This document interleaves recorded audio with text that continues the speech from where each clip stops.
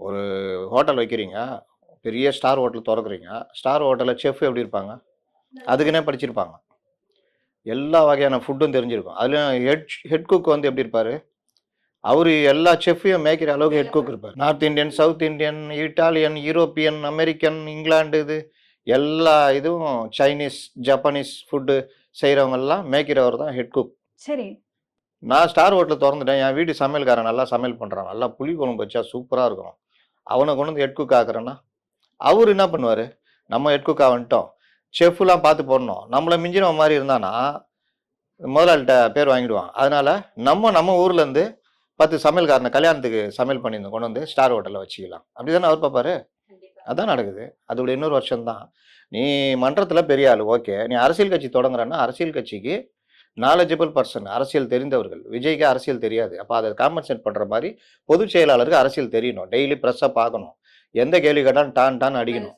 நீ டிடிவி தினகரன் ஒன்றுமே இல்லை, ஜீரோ. ஆனால் இன்னைக்கு பந்தா பண்ணுகிறாரா? நான் பாரு கூட்டணி அமையும், வேற மாதிரி இருக்கும் அந்த கூட்டணி, வேற மாதிரி கட்டுறாரா? உனக்கு தான் அவ்வளோ பெரிய கட்சிக்குது, மாற்று சக்தி, மத்திய சக்தி, முக்கிய சக்திலாம் சொல்லுங்கிறீங்கல்ல. என்ன பண்ணீங்க?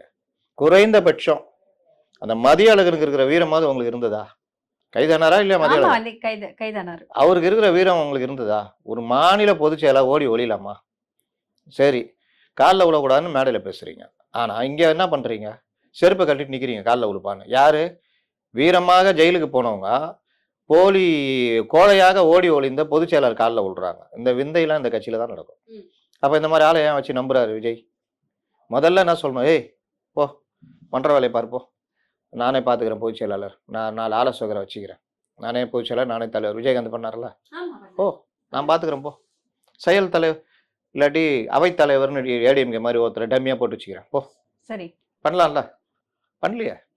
அதனால விஜய் கிட்ட தான் பிரச்சனை இருக்குது. அவர் நம்புற ஆட்கள்லாம் அந்த மாதிரி பிரச்சனை. இப்போ அவர் அந்த இடத்துல நீங்க கேட்ட முதல் கேள்வி, காலில் விழுந்தாரு, இது ஏன் இவ்வளவு விமர்சனம் பண்றாங்க? ஒரு மனிதர் தனிப்பட்ட முறையில் சந்திக்கும் பொழுது அவர் ரொம்ப பெரிய நீங்க ஆளுமையா பாக்குறீங்க. நான்லாம் அப்படி பார்க்கல. அவர் சாதாரண மனுஷன் தான். அவர் வீட்டில் பொண்டாட்டி கூட சண்டை போட்டுக்கிட்டு, புள்ள கூட சண்டை போட்டுக்கிட்டு இருக்கிற ஒரு ஆர்டினரி குடும்பஸ்த மாதிரி தான் அவர். அதனால இந்த விஷயம் அவரை பெருசா பாதிச்சது. அதனால அவரு மண்டிட்டு அழுதாரு. அதனால தான் அவர் இந்த மாதிரி ஆயிட்டாரு. 41 குடும்பத்திட்ட மன்னிப்பு கேட்டதுனால அவருக்கு ஒரு மன நிம்மதி ஏற்பட்டிருக்கும். கண்டிப்பா சார். அதனால தான் அவர் வந்து மன்னிப்பு கேட்டார் நான் எடுத்துக்கிறேன்.